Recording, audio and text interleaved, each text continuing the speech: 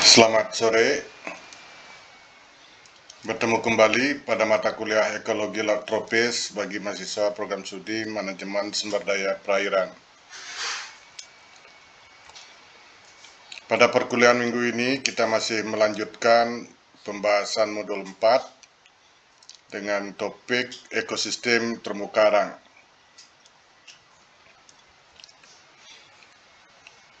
Pada minggu yang lalu kita sudah membahas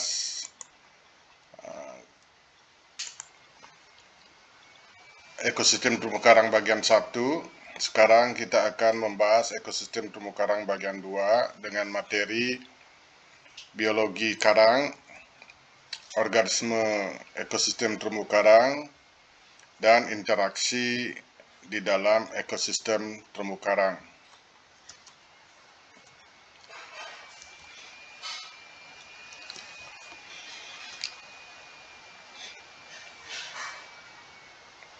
Baik, mari kita bahas materi 4, biologi karang. Pertama, pada aspek biologi karang ini kita bahas tentang klasifikasi bentuk pertumbuhan karang.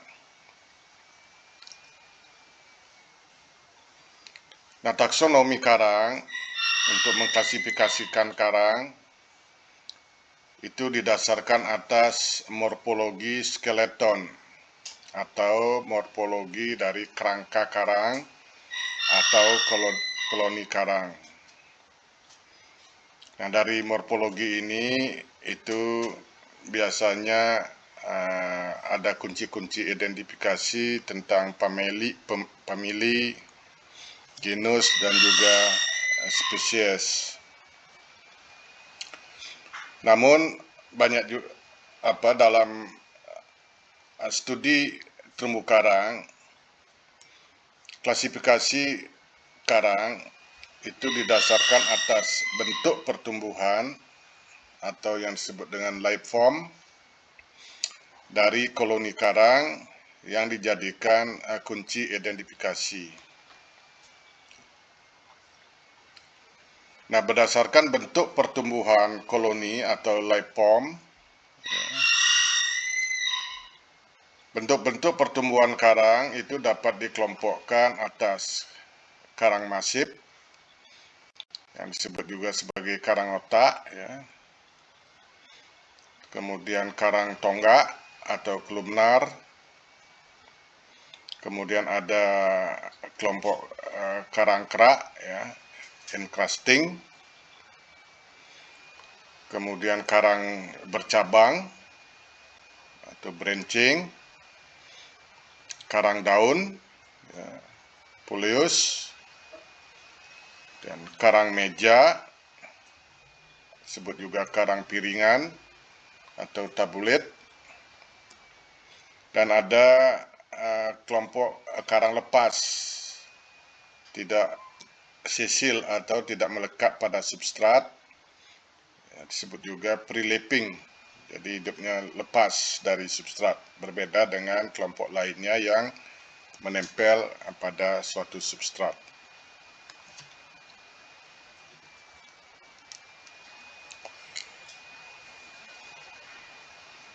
Nah, kalau kita lihat pada gambar ini, ya, hamparan terumbu karang.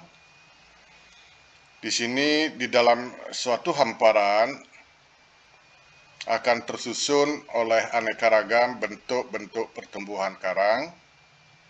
Ya, untuk karang yang sehat, ini akan tersusun atas beraneka ragam bentuk pertumbuhan karang. Ya, di sini pada foto ini bisa kita lihat ada karang masif, jadi beberapa karang masif, ya.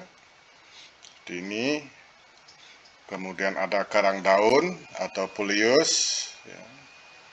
Jadi menyerupai daun atau bunga, ya. Beberapa diantaranya seperti daun kul. Kemudian ada karang meja atau piringan, ya, yang menyerupai meja, ya. Kemudian karang bercabang, ya, sangat jelas untuk karang bercabang kita bisa identifikasi. Kemudian karang kerak, dia mengerak, ya, seperti kerak, ya. pada substrat. Dan di sini ada juga karang lepas atau pre-lapping, ini dari genus Pungia ya. Nah, ini seperti inilah bentuk-bentuk pertumbuhan dari karang yang dijadikan kunci identifikasi dan juga dijadikan pengelompokan klasifikasinya.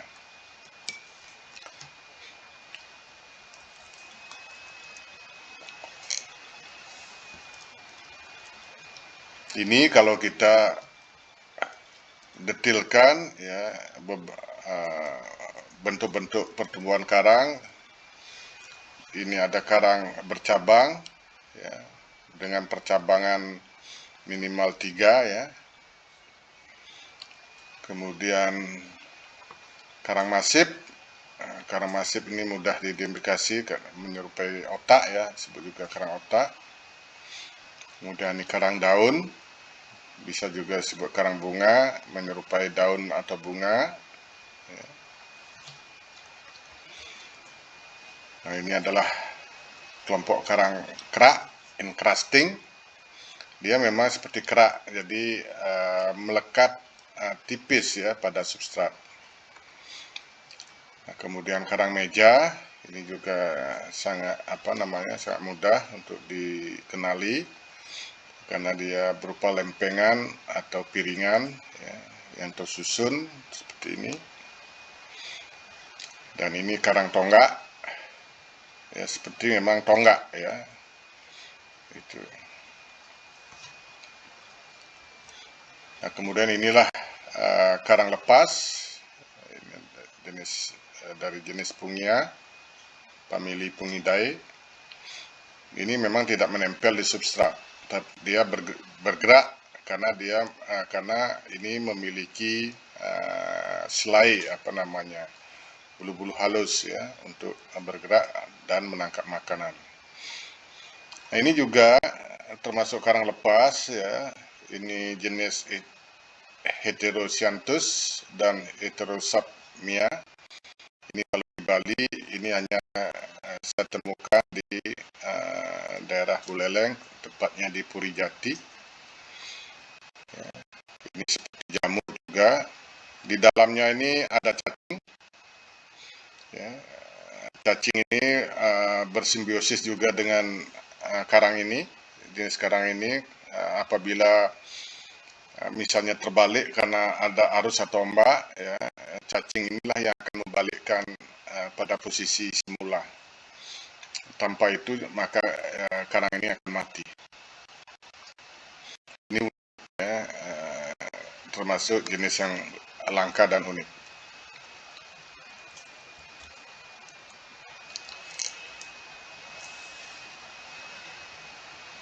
Berikutnya, aspek biologi yang kedua yang kita pelajari adalah tentang makanan hewan karang. Terutama untuk karang hermatipik atau karang batu, ini mempunyai dua sumber makanan utama. Jadi makanan utamanya adalah dari Zooxanthella atau senyawa organik yang dihasilkan diekskresikan oleh Zooxanthella. Jadi Zooxanthella yang hidup di dalam tubuhnya hewan karang ini sekaligus berfungsi sebagai makanannya hewan karang. Nah, Zooxanthella ini mampu mensuplai 98% total kebutuhan makanan bagi hewan karang. Nah, di samping makanan utama berupa Zooxanthella, hewan karang juga memangsa makanan dari luar, menangkap makanan dengan tentakelnya berupa debris organik ya, atau plankton. Jadi kalau ada plankton ya yang melewati polip karena terbawa arus, ini akan ditangkap oleh tentakel dan sebagai sumber makanannya.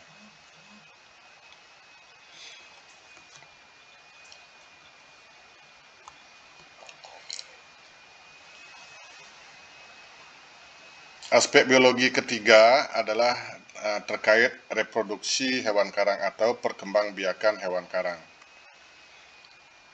Nah, perkembangbiakan hewan karang ini dapat terjadi dengan dua cara, yaitu vegetatif dan generatif.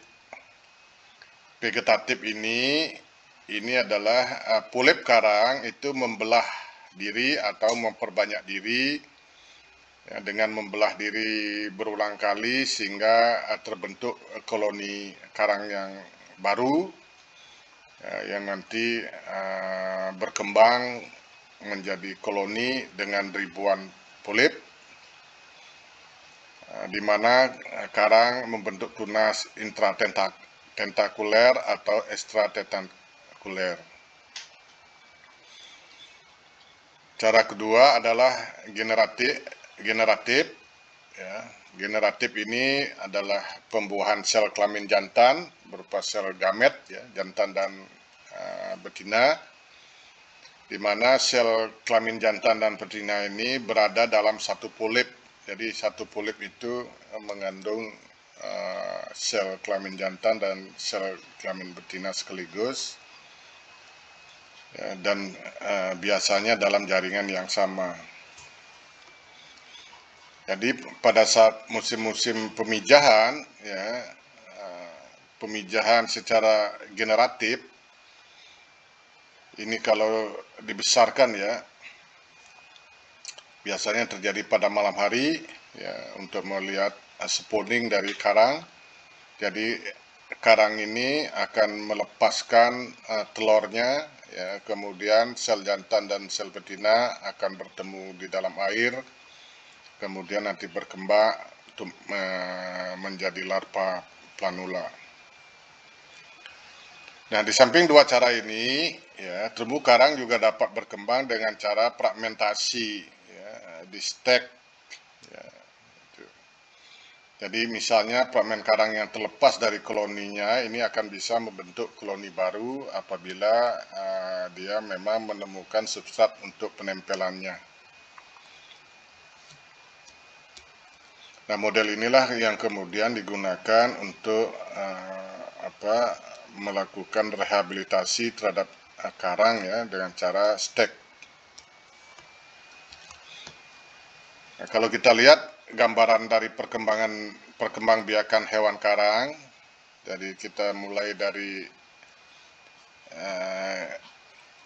vegetatif, di mana polip karang ini, ya, polip karang yang ada di dalam koloni karang ini akan membelah diri berulang kali.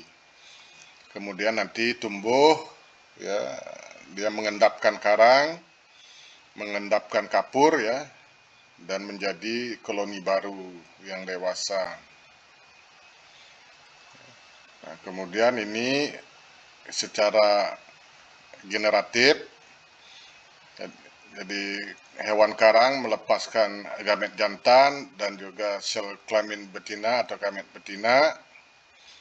Kemudian dia ini bertemu akan membentuk larva planula. Larva planula ini berenang, bukan berenang, ya, dia planktonik, bersifat planktonik, ya, sebagai plankton. Kemudian jika menempel pada suatu benda atau substrat di dalam air, ini dia akan menempel, settle, ya, akan tumbuh menjadi juvenil karang dan selanjutnya besar menjadi koloni karang dewasa. Nah, lainnya adalah apabila fragmen karang ini terlepas dari koloninya, ya, dan dia menemukan tempat yang settle, artinya tempat yang bisa menetap, ya, tidak terbawa ombak, arus, maka fragmen karang ini pun bisa melekat pada substrat dan tumbuh menjadi koloni, dan selanjutnya berkembang menjadi koloni karang dewasa.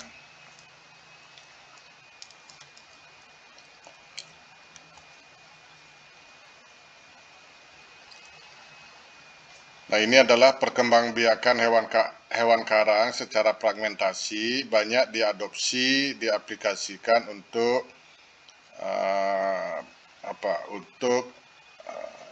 penumbuhan karang bukan di areal karang itu sendiri.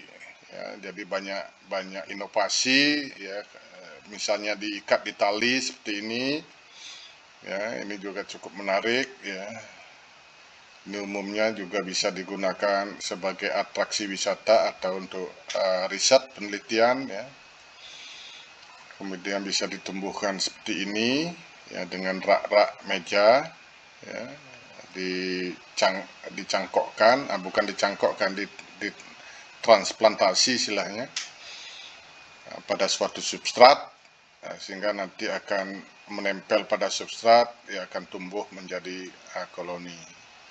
Ini banyak digunakan juga teknik ini untuk perdagangan karang, ya, untuk ekspor. Seperti ini juga sama.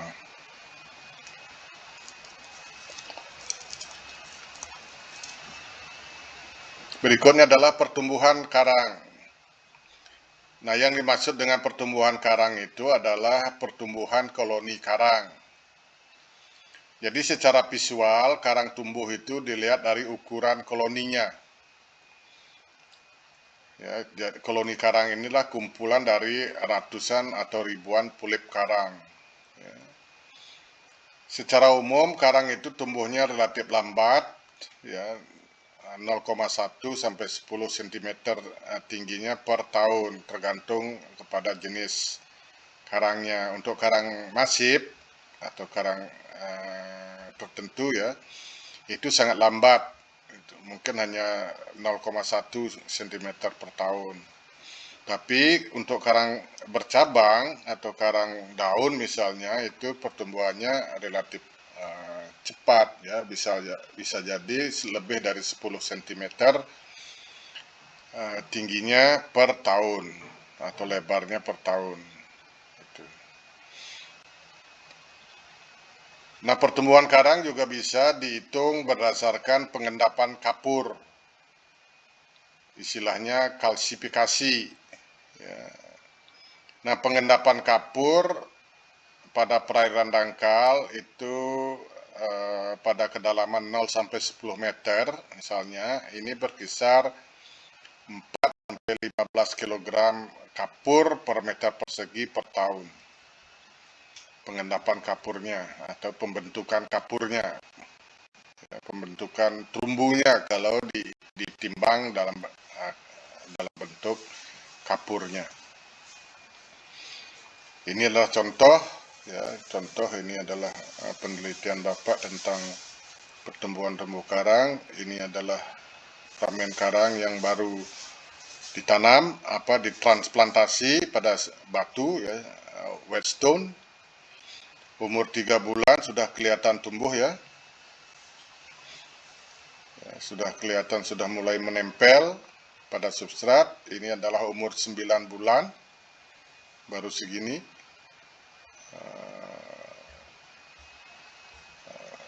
Koloninya, dan ini setahun atau 12 bulan segini.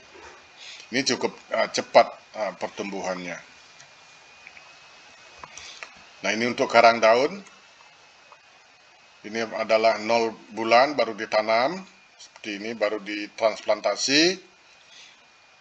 Ini umur 3 bulan, ya, sudah mulai tumbuh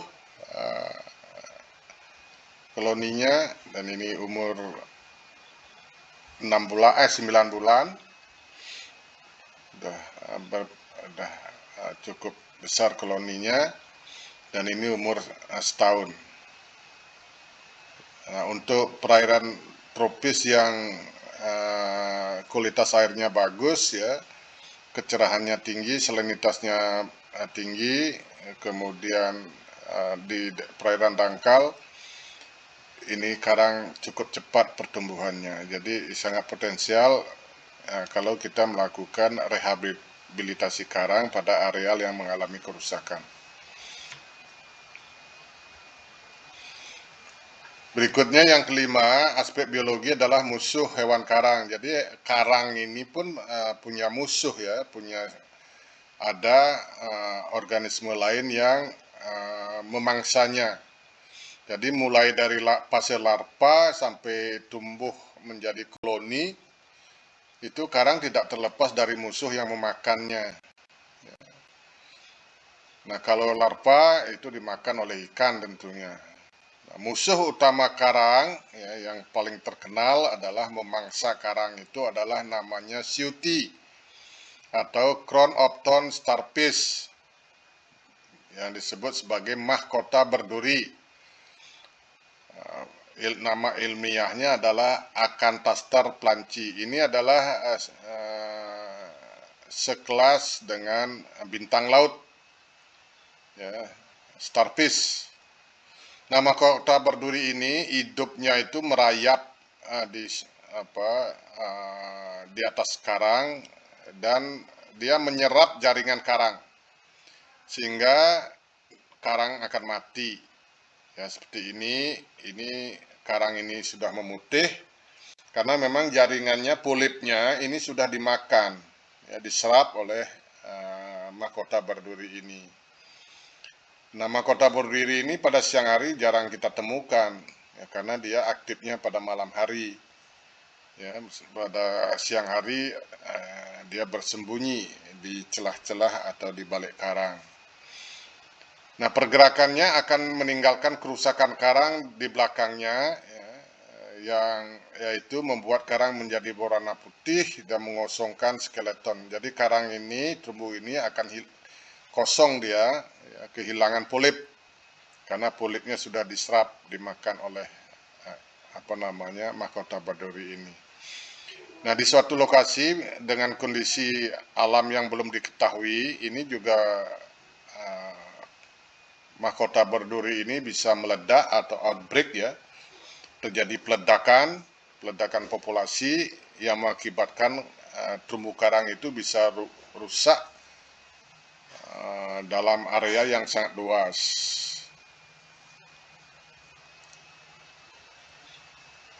Nah, lainnya yang juga merusak karang, ya, yang merusak karang itu yang juga cukup terkenal adalah Drupella, semacam siput kecil. Biasanya menyerap polip karang-karang bercabang, ya, dia bersembunyi di celah-celah karang bercabang dan dia ini memangsa menyerap polip karang. Ada juga organisme pelubang seperti kerang kurma, ya, ini cacing juga, cacing pikok, ya. Spong, ya, spong pelubang juga merusak karang, dan ada jenis ikan yang memakan karang tapi tidak signifikan seperti ikan kakak tua atau parrotfish ini, Scaridae. Ini juga memakan pucuk-pucuk dari koloni karang, tetapi dampak pengaruhnya tidak signifikan.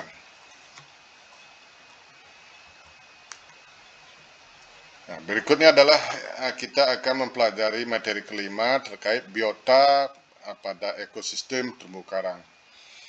Jadi di dalam ekosistem terumbu karang itu berasosiasi sangat banyak dan sangat beragam biota laut, ya, termasuk ada alga atau rumput laut, alga makro, seaweed, juga ada lamun berasosiasi, seagrass, beraneka ragam avertebrata seperti krustase, ya, moluska ini ada gastropoda, pelexipoda atau cephalopoda, ada echinodermata atau binatang berkulit tebal, cacing, dan lain-lain. Juga yang terpenting adalah asosiasi biota di terumbu karang adalah ikan, beraneka ragam ikan, reptil, dan lain sebagainya. Nah, kita akan bahas satu persatu. Pertama, alga makro. Jadi di dalam ekosistem terumbu karang juga terdapat beragam jenis alga makro atau seaweed atau rumput laut, terutama alga kapur, alga koralin. Jadi alga yang memang memiliki kerangka kapur. Ini sangat penting di dalam terumbu karena alga ini juga berfungsi mengendapkan kapur seperti juga karang. Alga ini cenderung membentuk lapisan kulit yang keras ya, menyebarkannya menjadi lapisan tipis di atas terumbu seperti ini, dan melekatkan beberapa keping menjadi satu. Nah ini juga karena alga ini juga merupakan salah satu sumber dari pasir di laut ya, pasir pantai, pasir putih seperti Halimeda ya, ini adalah berkerangka kapur. Di samping itu ada juga alga merah ya, alga merah kemudian juga kaulerpa ya, atau anggur laut. Ini bisa dimakan langsung ini ya. Lamun juga merupakan salah satu organisme laut yang berasosiasi dengan terumbu karang, di mana lamun ini sering menjadi habitat samping atau bertetangga atau berkaitan dengan ekosistem terumbu karang. Kemudian ada anemon. Jadi anemon ini adalah hewan ya, hewan yang mirip juga dengan hewan karang, sama-sama termasuk kelas Anthozoa.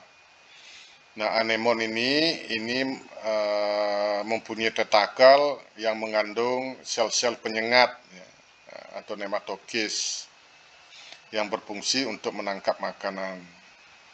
Nah, tetapi bagi ikan clownfish atau ikan Nemo atau ikan badut ini, dia mempunyai lapisan lendir yang melindungi dirinya dari sengatan anemon.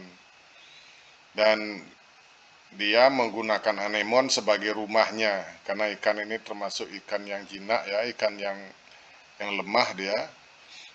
Dia berlindungnya di anemon, karena anemon ini menyengat ya, sehingga ikan lain tidak akan mendekat sini. Tapi ikan anemon ini, ikan Nemo ini, dia memiliki pelindung berupa lendir yang bisa tidak pengaruh dengan sengatan dari anemon. Nah ini dia bersimbiosis di sini. Selalu di laut itu kalau ada anemon, di situ pasti ada ikan Nemonya. Itu. Kemudian Foraminifera ini disebut juga poram, merupakan hewan bersel tunggal ya. Dan ini kecil ukurannya,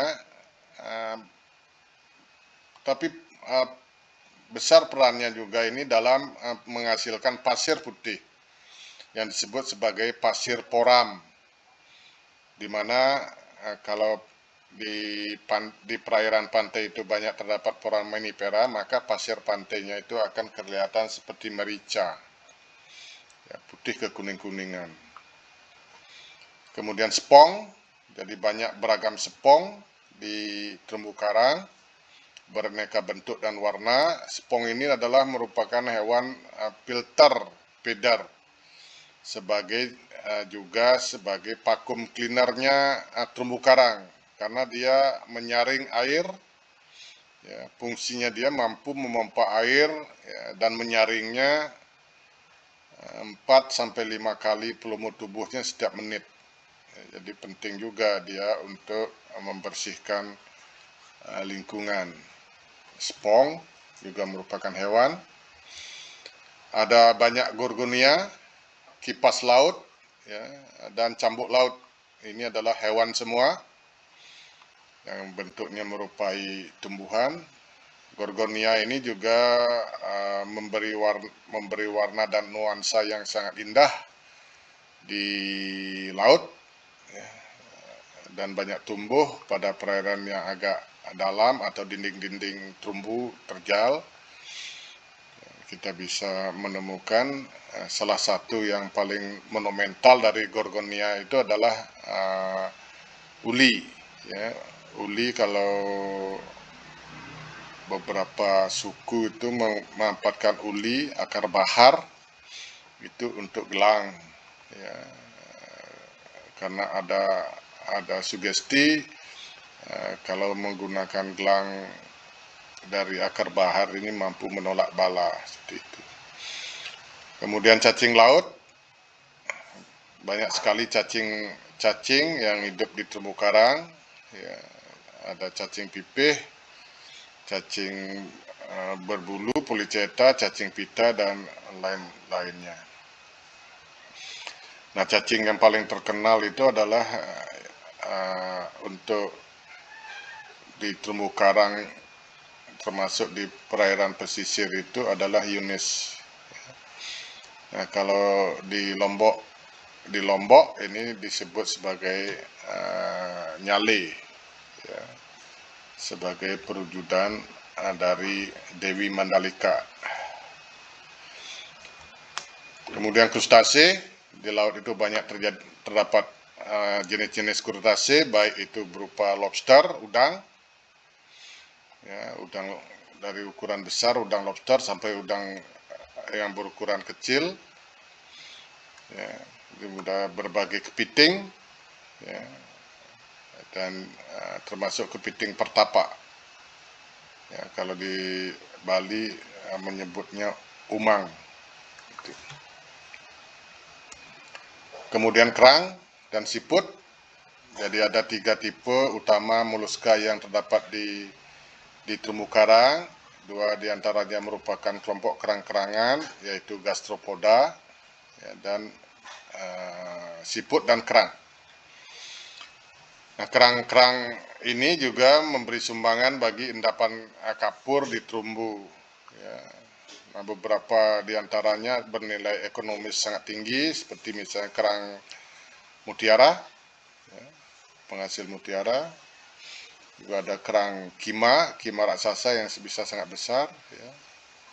Dan ada kerang yang siput yang merupakan sahabat karang, yaitu yang disebut sebagai siput trompet atau Caronia tritonis. Nah, di alam itu selalu dalam rantai makanan itu ada top karnivor, ya, ada konsumen pertama, konsumen 2, dan top karnivor.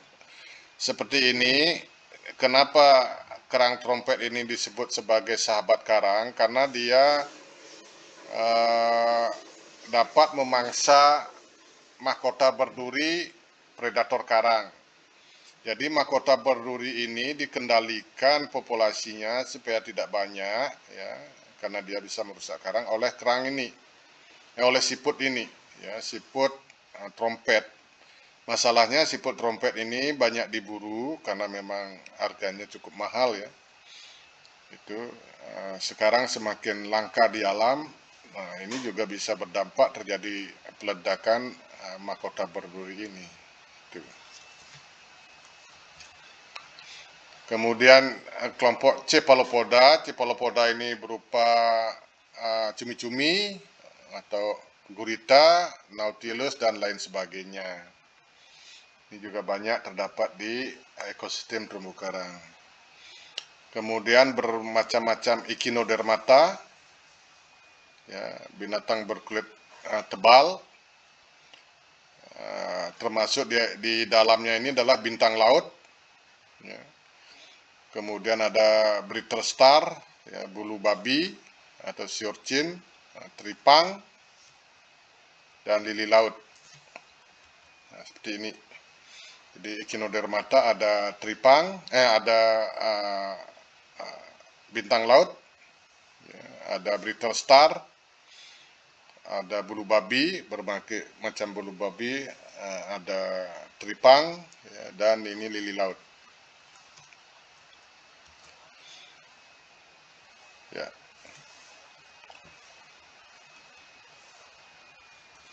Kemudian hidrozoa. Hidrozoa ini adalah juga hewan yang bentuknya seperti tumbuhan. Ini adalah dalam bahasa Indonesia disebut hidra. Hidra ini jangan nanti dipegang, karena ini hidra ini adalah bentuknya seperti bulu ayam, ini adalah menyengat. Dia termasuk ke mempunyai nematokis atau menyengat yang cukup berbahaya ini. kalau kena ini, kalau tidak terbiasa bisa pingsan karena panas ya, sakit dan bisa menyengat. Kemudian berikutnya karang api, sama seperti hidra, ini juga jangan disentuh ya, karena seperti karang api kalau terkena kulit ini seperti terbakar oleh bara api ya. Kemudian ada ascidian. Ya, ascidian ini belum diketahui apa fungsinya ya. Itu banyak kehidupan di terumbu karang yang masih belum kita bisa ketahui pada saat ini fungsi ekologi maupun ekonominya. Nah, kemudian ikan karang. Jadi ada dua teori yang menyebutkan kenapa di terumbu karang itu ikannya itu sangat beragam. Terdapat beraneka ragam jenis karang. Teori pertama atau pandangan disebut juga sebagai pandangan paling klasik. Ya, kenapa ikan di terumbu karang itu sangat beragam, bisa hidup berdampingan. Nah, pandangan paling klasik ini menyebutkan bahwa hidup berdampingan merupakan hasil dari tingkat spesialisasi yang tinggi sehingga setiap spesies mempunyai relung tersendiri secara khusus yang didapat dari persaingan pada suatu keadaan di terumbu karang. Jadi teori pertama ini yang sangat klasik ini berpandangan bahwa di terumbu karang itu banyak terdapat beragam jenis ikan karena masing-masing jenis itu mempunyai spesialis tersendiri, mempunyai relung tersendiri ya, yang sehingga tidak besar persaingannya. Kalau masing-masing mempunyai fungsi dan mempunyai relung tersendiri, maka bisa hidup berdampingan tanpa persaingan yang ketat. Itu teori pandangan pertama. Pandangan lain yang dimukakan oleh Seal ya tentang hipotesis Lotri ini. Hipotesis ini menyatakan bahwa ikan tidak mempunyai sifat khusus. Banyak spesies serupa yang mempunyai kebutuhan yang sama dan terdapat persaingan aktif di antara spesies. Tempat yang baik dan ketekunan diakibatkan oleh kesempatan bagi spesies untuk menempati ruangan yang kosong.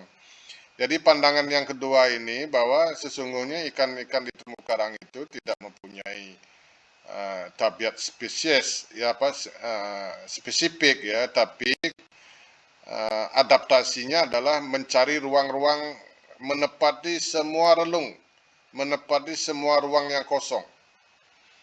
Itu. Nah, satu dari penemuan-penemuan yang menarik tentang ikan-ikan terumbu karang adalah perbedaan antara ikan yang siang dan ikan yang malam. Jadi ada yang ikan yang nokturnal yang aktif di malam hari dan ada ikan yang diurnal yang aktif pada siang hari.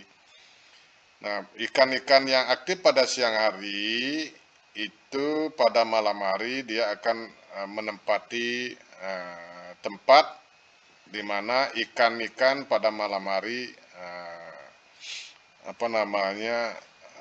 keluar.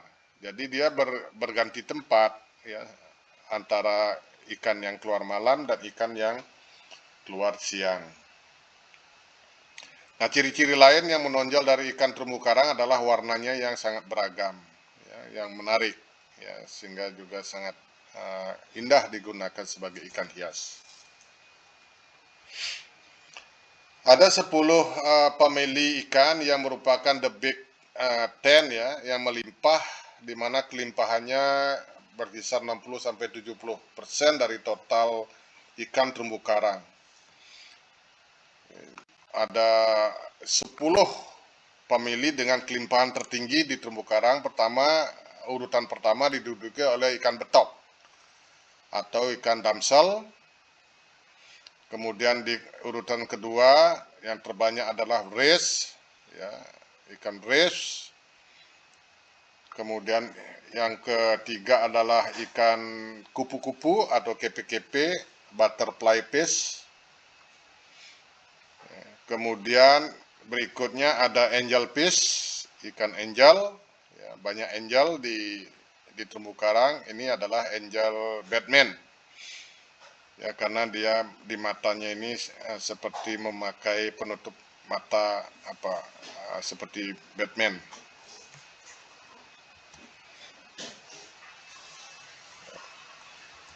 Berikutnya ada ikan kardinal, ya, ikan kardinal, kemudian kerapu,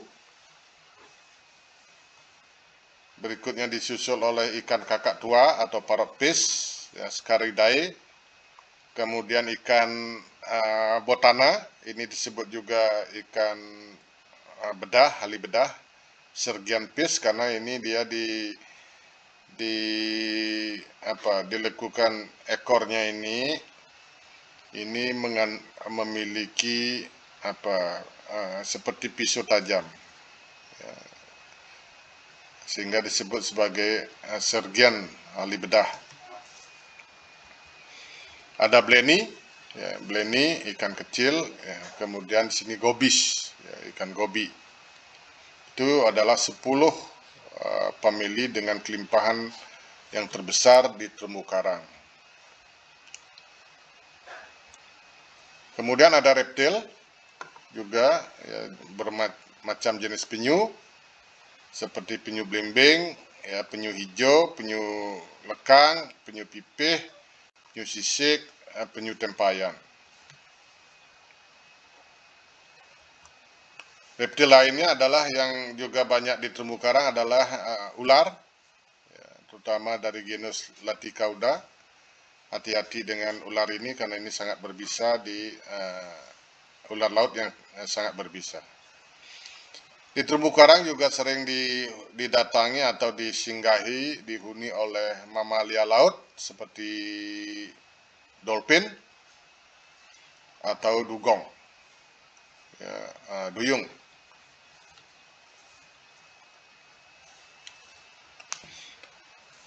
Nah, terakhir, materi ke-6 adalah tentang interaksi di dalam ekosistem terumbu karang.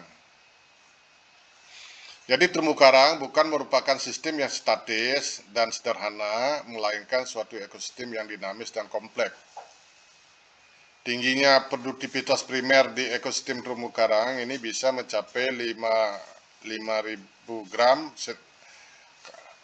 karbon per meter persegi per tahun, yang memicu produktivitas sekunder yang juga tinggi, yang berarti komoditas makhluk hidup yang ada di dalamnya juga sangat beraneka ragam dan tersedia dalam jumlah yang melimpah. Nah, sistem kehidupan di terumbu karang dapat bertambah atau berkurang dimensinya akibat interaksi kompleks antara berbagai kekuatan biologis dan fisik.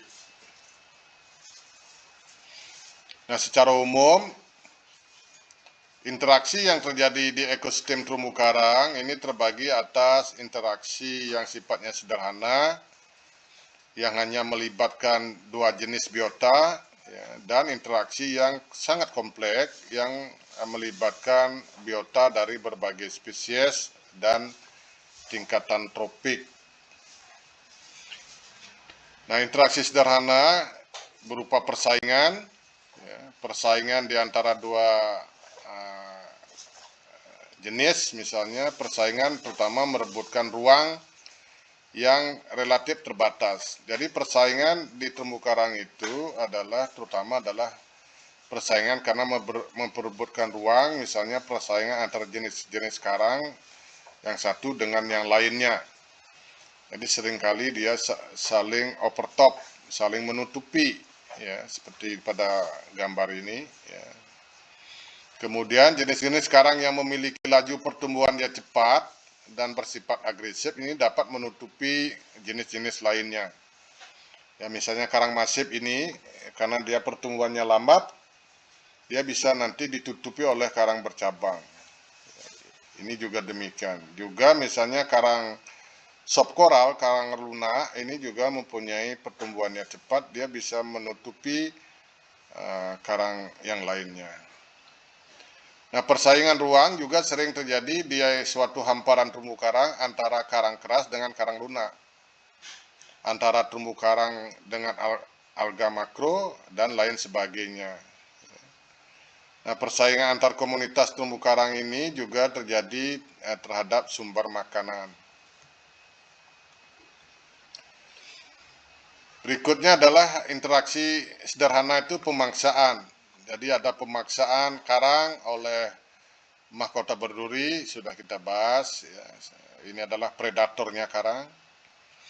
Juga grazing, ya, interaksi terkait sederhana adalah grazing, sudah kita bahas ini tadi, di mana grazing oleh ikan kakak tua atau Scaridae terhadap karang, yang ini disebut sebagai bioerosion, ya, terhadap karang. Kemudian ada juga interaksi komensalisme. Nah, ini yang satu untung, yang satu tidak, ya, misalnya udang kecil, ya, dengan ikan kerapu, ya, ikan cleaner, dokter dengan ikan hiu, ya, sebagai pembersih. Kemudian ada interaksi mutualisme, ini saling menguntungkan, misalnya ikan Nemo dengan anemon, ya, ikan damsel dengan karang, ya, ikan ini adalah membersihkan karang tugasnya. Nah, kemudian interaksi kompleks ini di ekosistem terumbu karang dapat dikaji dari jejaring makanan. Secara garis besar, tingkat tropik dalam jejaring makanan di terumbu karang itu dibagi menjadi dua kelompok. Ada kelompok produsen yang menghasilkan makanan sendiri karena memanfaatkan sinar matahari, ya. Kemudian ada kelompok konsumen. Nah, produsen di terumbu karang terdiri dari alga Zooxanthella yang hidup di dalam tubuhnya karang, dan juga banyak alga, ya, termasuk alga Caroline tadi, dan juga bakteri fotosintetik.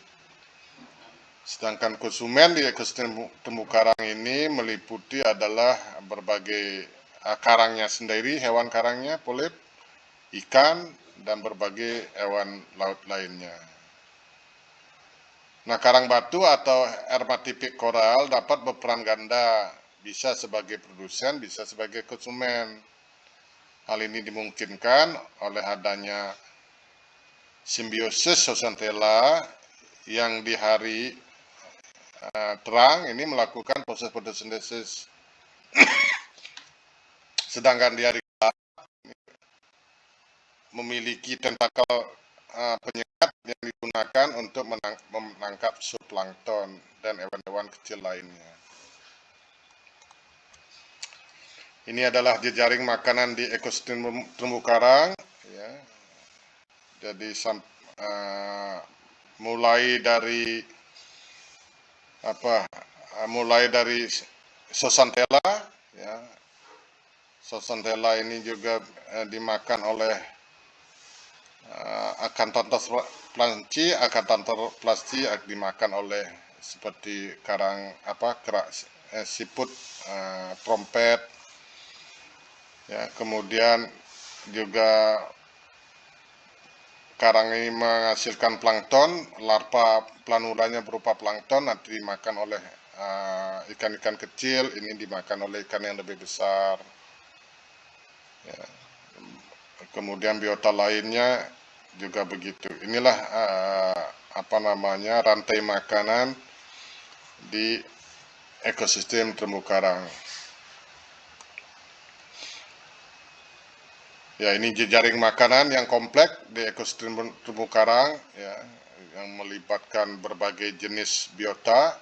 Ini nanti dipelajari lebih detail lagi, ya, bagaimana jejaring makanan di terumbu karang itu yang sangat kompleks itu yang menyebabkan terumbu karang itu sangat beragam keanekaragaman biota lautnya. Ini juga adalah rantai makanan di terumbu karang. Ya. Ya. Jadi demikian materi kuliah hari ini. Untuk pemaparan materi kita akan perdalam pada sesi diskusi. Sekian dan terima kasih.